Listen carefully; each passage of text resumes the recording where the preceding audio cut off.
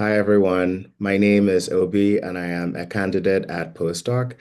And today I am here with Neil Vorus, who is a faculty at postdoc and is a training analyst. I'm very excited to be discussing his course, and we will go into detail shortly. Can you tell us the name of the course? The course is the official title is Theory of Psychoanalytic Technique. Okay.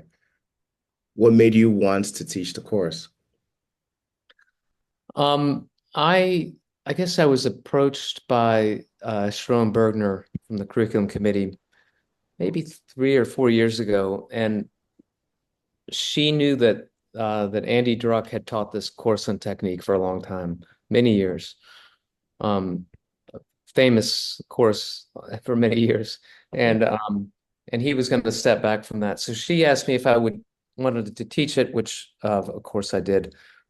But she said they really wanted it to be a course on contemporary Freudian technique, meaning mainly focused on writings about technique from contemporary Freudians since 2000, which I thought was an interesting challenge, because the way Freudians have in the past taught technique classes has been this kind of historically layered approach.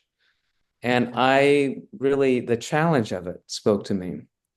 And it required me to pull together, like, what is it that distinguishes a contemporary Freudian approach to technique as opposed to other perspectives and as opposed to how this course might have been taught 30 years ago. Yeah, yeah. The challenge of it was exciting to me. Very interesting. What would you want your students to take away from the class?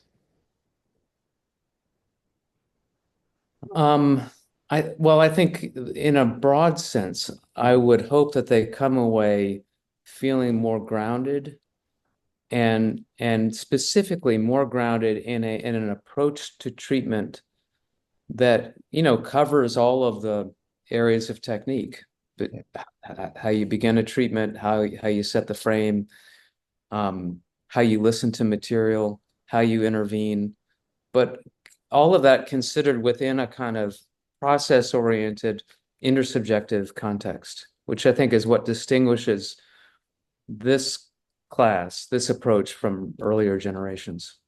Right. This next question, I am very interested to hear your response, especially as someone who has taken this class. What is something that the candidates took from your class the last time that was surprising to you? Well, I'm gonna try to answer that, then I'm gonna turn it back to you. Um, I don't know. Well, let's see. I did get a lot of feedback. Was there anything that surprised me?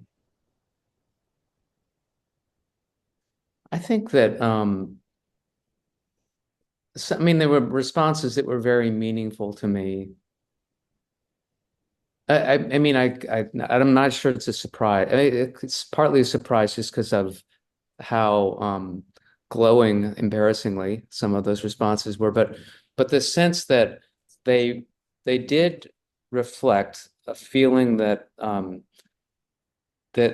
some important foundations were laid by the class. That was my overall sense, and I was really happy to see that. So, Obi, what about you? Um, I will say that I really enjoyed the breadth of the papers. There were a lot of papers that were very interesting, very timely, and allowed us to explore technique from a lot of different angles, which I really did appreciate. Yeah. One of the things that you probably remember from that is I did set out with the idea really sticking to the 2000s.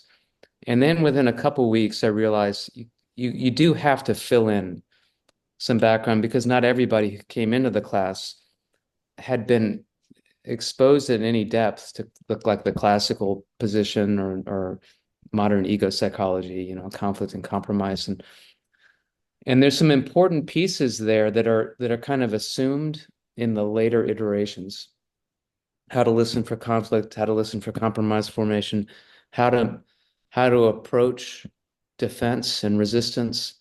that a lot of that is kind of subsumed within a more intersubjective framework in more contemporary writings. So I do in the version of the syllabus that I'm using for next year, it does include some kind of, you might call them historical writings, but the accent is still on what is most contemporary.